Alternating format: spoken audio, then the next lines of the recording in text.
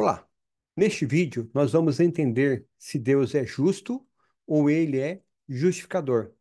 Há duas expressões em Romanos 3:26, que numa leitura rápida pode passar despercebida a profundidade do seu significado. Vamos ler, vou estar compartilhando tela. Enquanto eu compartilho tela, aproveita, deixa seu joinha aí, você me ajuda bastante. Justo ou justificador? Romanos capítulo 3, versículo 26.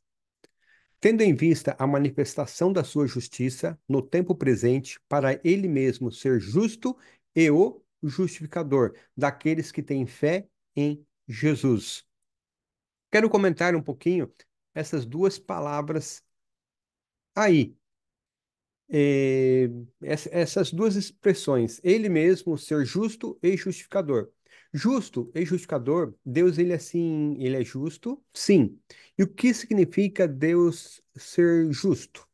Significa que ele é conforme à justiça, a equidade, a razão. Deus é reto, ele julga e procede segundo as suas leis. Isso significa que a lei de Deus reflete o seu caráter. Deus ele não muda, então nós concluímos que a lei de Deus é imutável. Deus é amor e a sua lei é amor. Deus nunca vai mudar e é impossível mudar a lei do céu. Qual é um dos pontos da lei em específico que o apóstolo Paulo aqui estava falando em Romanos? Está lá em Romanos capítulo 6, versículo 23. Novamente compartilhando tela. Se você não deixou seu like, aproveita, deixa seu like aí, você me ajuda bastante. Compartilha este vídeo. É um texto que nós conhecemos muito bem, porque o salário do pecado é a morte, mas o dom gratuito de Deus é a vida eterna em Cristo Jesus, nosso Senhor. O que ele está dentro desse contexto? Do Deus justo e o justificador do versículo 26, lá do capítulo 3 que nós lemos no primeiro texto. Entendam, quando nós estivermos vivendo a eternidade, a obediência irrestrita à lei de Deus é o padrão da lei do universo. Sempre foi e sempre será. Desde a eternidade, qualquer ser do universo, ao ser criado, ele segue as regras do céu. Quando nós estivermos na eternidade, viveremos sem pecado. Nunca mais o pecado se levantará. O amor é a base da lei de Deus. Amaremos por toda a eternidade. Esta é a condição para a vida na eternidade. Quando Deus, em sua lei, diz que o pecador deve morrer, essa lei tem que ser cumprida, tem que ser obedecida. Se essa lei não for aplicada ao pecador, ela deixará de ter validade. Lembre-se, a lei reflete o caráter de Deus. Se a lei pudesse não ser cumprida ou não ser aplicada ao transgressor, e este não sofresse as ações penais, a lei deixaria de ser justa, ou perderia sim a sua validade. Se a lei não é cumprida, Deus deixa de ser justo. Percebem a profundidade? Deus deixa de ser confiável. Lembre-se, a lei reflete o caráter de Deus. Resumindo, se Deus é justo, todos nós, seres humanos, teremos a lei aplicada em nós. E o salário do pecado é a morte. Todos nós iremos morrer a morte eterna. Se se não fosse a segunda palavra do texto de Romanos, que lá diz que Deus é justo e justificador. Vamos entender o significado então da palavra justificador. Justificador é aquele que perdoa o pecador, que além de perdoar, o justifica. Ou seja, ele não imputa ao pecador a pena da lei, que é a morte certa ao transgressor. Quando falamos de justo, é aquele que faz cumprir a sua lei, e justificador é aquele que perdoa e justifica o transgressor da lei. Parecem assim dois extremos, ou a pessoa é um ou é outra. Ou ele é justo ou ele é justificador. As duas ao mesmo tempo, impossível. Satanás, ele tinha essa certeza. Tanto é que na ressurreição de Moisés, ele foi lá desafiar a justiça de Deus. Tá lá em Judas, compartilhar a tela novamente. Deixa seu like, não esqueça. Aqui, Judas capítulo 1, versículo 9. Contudo, o arcanjo Miguel, quando contendia com o diabo e disputava a respeito do corpo de Moisés, não se atreveu a proferir juízo inflamatório contra ele. Pelo contrário, disse: O Senhor te repreenda. Essa palavra aqui, com o diabo, e disputava, essa palavra aqui, no original grego, é uma assim, uma disputa jurídica.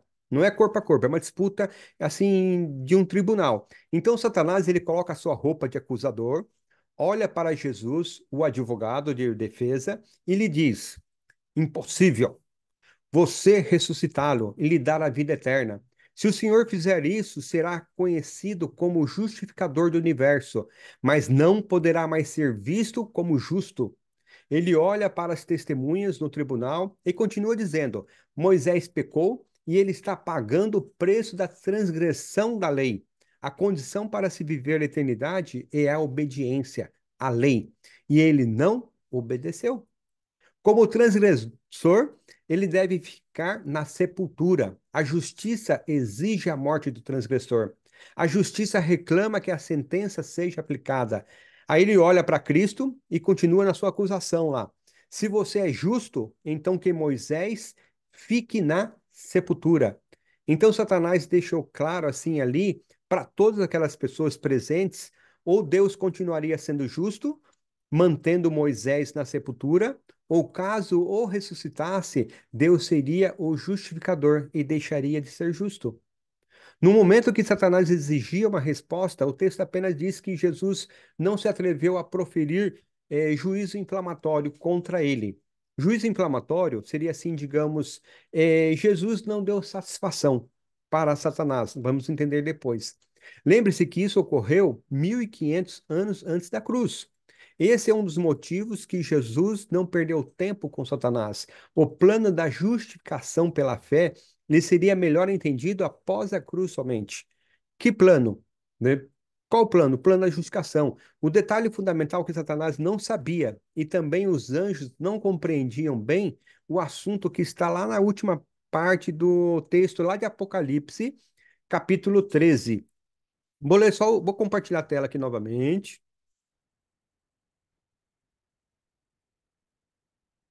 Esse texto aqui, mas a gente vai ler só a parte final dele. Escritos no livro da vida do Cordeiro, que foi morto desde a fundação do mundo. Apocalipse 13, capítulo, versículo 8. Entendam por que que Moisés pôde ser ressuscitado? Cristo já havia morrido desde a fundação do mundo. Antes de entendermos o texto, uma pequena reflexão. Vou fugir um pouquinho aqui do assunto. Há teólogos que ensinam que quando o justo morre, ele vai de imediato para o céu. Então Moisés morreu, segundo esses teólogos, e estava lá no céu com Jesus. Agora eu pergunto, se Moisés já estava lá, por que Jesus então veio aqui na terra, na sepultura de Moisés, para disputar judicialmente o corpo de Moisés? O corpo não estava em decomposição, não ia virar pó. Por que ressuscitá-lo se ele já estava no céu? Perceba que não tem lógica nenhuma essa ideia do imediatismo. Uhum. Essa teoria do morreu vai imediato para o céu, ela assim ela não tem base bíblica. Entendam, os mortos só irão para o céu após a ressurreição corpórea na segunda volta de Cristo. O corpo será transformado em corpo de glória, ou seja, a condição para ser salvo e viver no céu é em corpo físico, de glória. Isso explica o porquê Jesus veio ressuscitar a Moisés. Ele não estava no céu, e Jesus veio disputar o corpo para ressuscitá-lo e, após assim a ressurreição corpórea, levá-lo. Só para reflexão. Bom, vamos voltar ao assunto. O que Satanás não sabia? Que um homem divino, o próprio autor da lei, Cristo, logicamente Cristo não teria, teria que ser completamente assim divino, não poderia ser uma criatura, alguém assim criado, nenhum anjo pode morrer pelo homem, nenhuma criatura. Somente se Cristo fosse Deus, poderia cumprir esse requisito, morrer pelo pecador. Outro detalhe, seria impossível também não pecar e a pessoa morrer. Só que morre quem peca. Se Cristo não pecou, por que então ele morreu? Vejamos a explicação dos grandes teólogos sobre Romanos 3:26. Eu tenho alguns comentários, vou colocar esses comentários aqui para nós entendermos um pouquinho sobre justo e justificador. E antes, abrindo só um outro parêntese. Se Cristo fosse criado por Deus, Deus não seria amor. Qual é o pai que vendo seus filhos estarem a morrer, que chama uma outra pessoa e diz lá, ó, tá vendo lá meus filhos? Eles estão morrendo, vai lá e salva eles lá para mim. Algum pai que ama faria isso? É claro que não. O pai de imediato, ele correria para salvar seus filhos.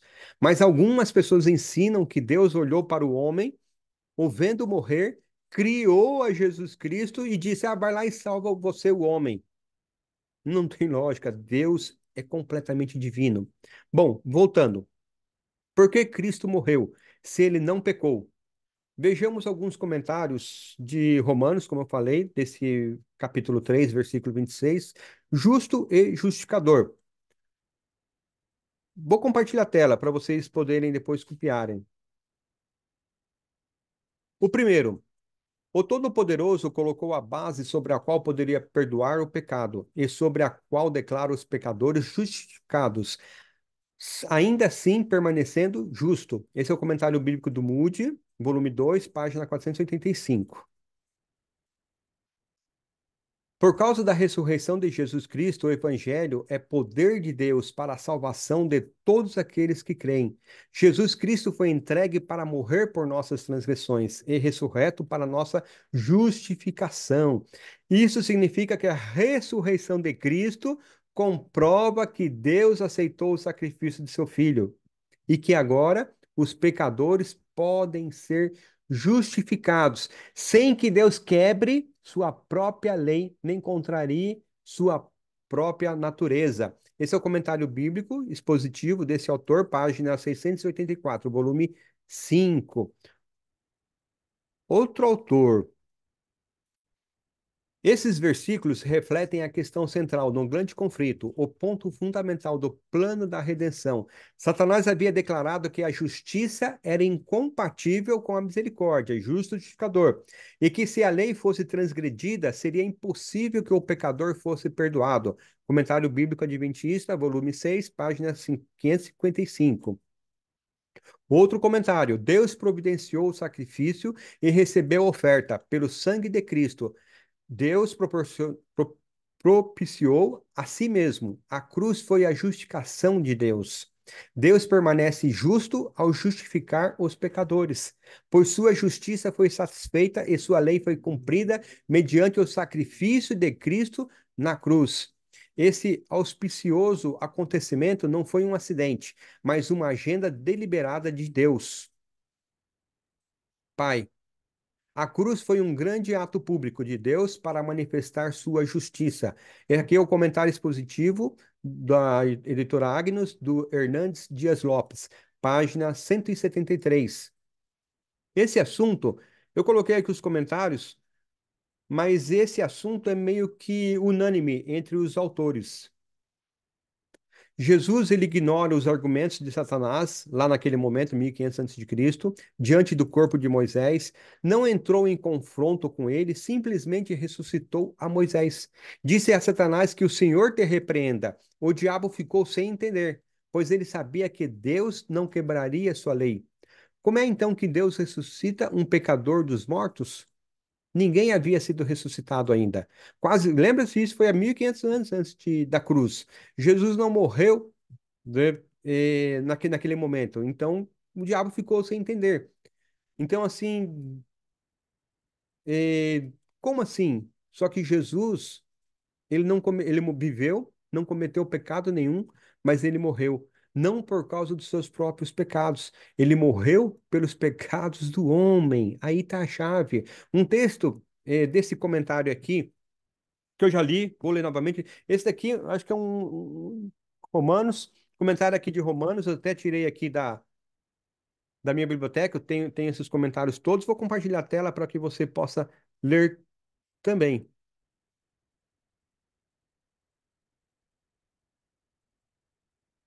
A justificação é um ato divino e não uma obra humana. Aconteceu no céu e não na terra. É um ato e não um processo. É feita fora de nós, no tribunal de Deus, e não dentro de nós, em nosso coração.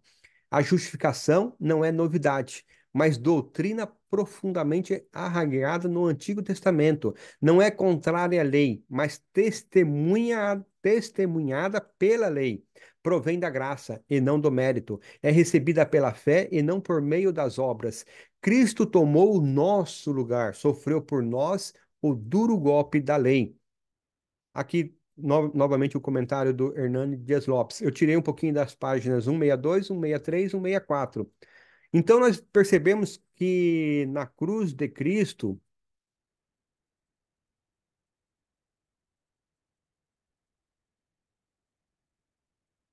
é, assim, os últimos laços de simpatia entre os anjos de Deus e os anjos do diabo, eles foram rompidos.